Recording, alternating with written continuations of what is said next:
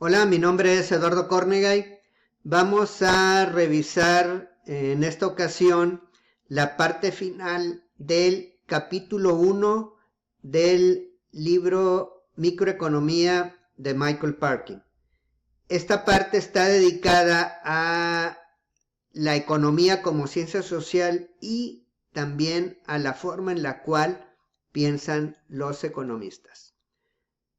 La economía, como toda ciencia, parte de un método para tratar de comprender su objeto de estudio. En este caso, su objeto de estudio es la forma en la cual los individuos se relacionan al producir bienes y servicios.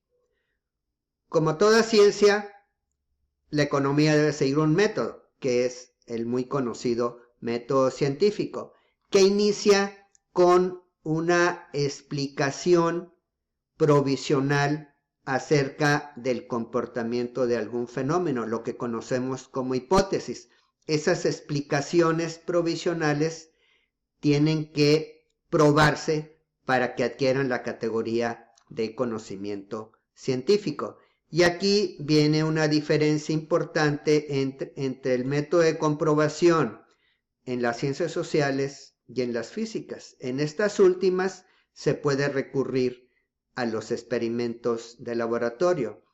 En las sociales no es tan fácil utilizar experimentos, aunque puede hacerse, pero el principal método de comprobación es el razonamiento lógico, la consistencia que tenga una determinada explicación de algún fenómeno.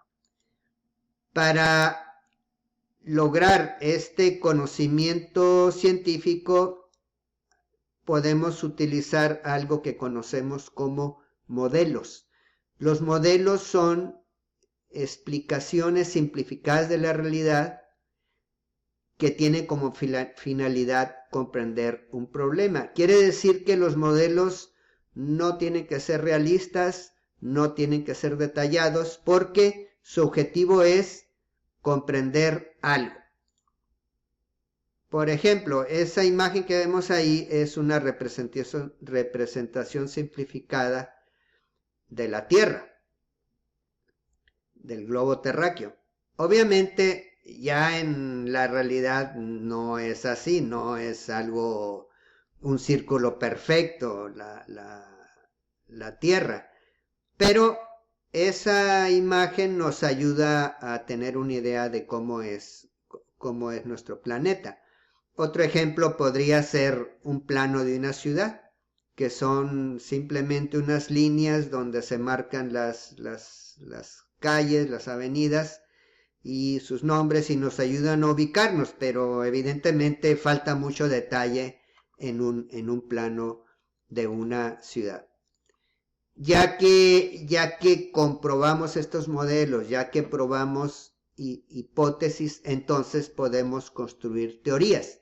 En este caso, la teoría económica nos ayuda a entender, como ya decíamos, las decisiones o los comportamientos que tienen las personas al producir bienes y servicios. Entonces, para que estas explicaciones sean válidas, tienen que tener un carácter científico. Ahora, es importante ver el método científico no como algo externo que está en una teoría, sino como algo que nosotros tenemos también que seguir. ¿Qué quiere decir esto?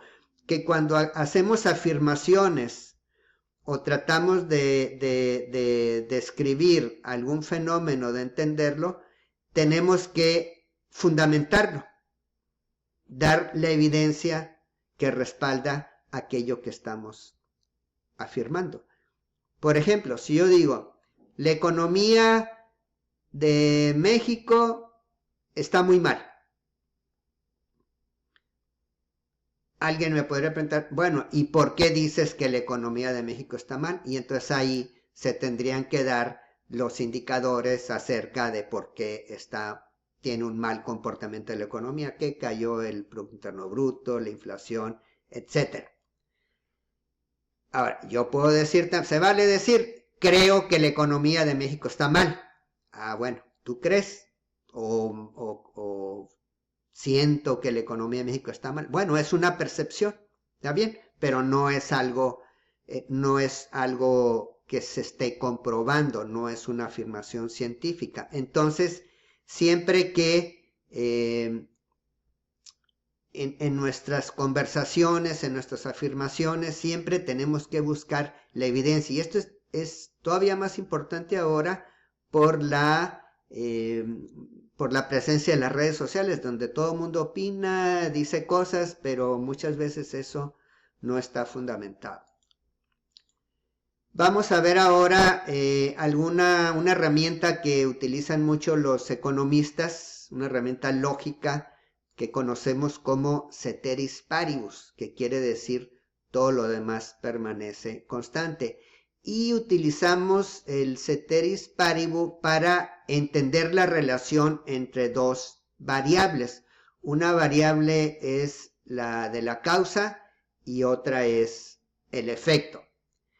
Y lo que hacemos es aislar estas dos variables y todo lo demás que incide en la variable resultante lo dejamos constante o no lo hacemos intervenir. Y entonces esto nos ayuda a entender la relación entre esas dos variables, aunque no es toda la explicación. Un ejemplo sería en lo que conocemos como la ley de la demanda, que nos dice que cuando el precio de un bien o servicio aumenta, la cantidad demandada disminuye, se compra menos de ese bien.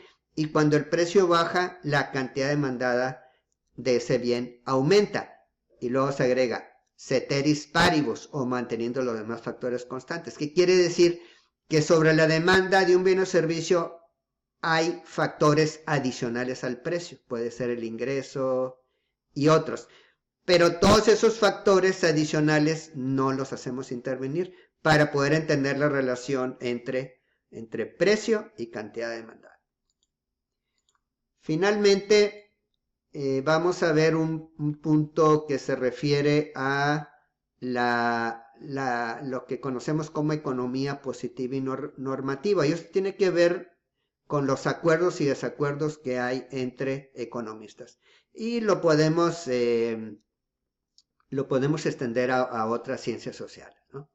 Se dice a veces en tono de broma que donde hay dos economistas hay tres opiniones distintas. Bueno, para empezar a entender esto nos ayuda el concepto de economía positiva y normativa. ¿Qué quiere decir economía positiva? Hechos económicos tal cual, que se apoyan generalmente en datos. Un ejemplo sería decir que la inflación es de determinada magnitud, 3, 4%. Como esto es resultado de un proceso de medición que ya está probado, entonces nadie va a estar en desacuerdo con eso. Todo el mundo va a decir, ah, sí, esa es la inflación. Pero si ya pasamos a decir, ¿qué podemos hacer para reducir esa inflación? Entonces ahí sí va a haber diferentes propuestas de política y entonces ahí se va a armar la discusión. Y qué bueno, porque entonces de esa discusión, de esas diferentes opiniones, pues puede salir aquella que resulte mejor o más consistente.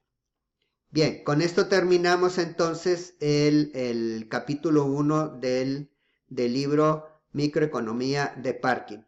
Revisamos los conceptos básicos de lo que es la ciencia económica en la primera parte y en esta lo que es la economía como ciencia social y cómo piensan los economistas.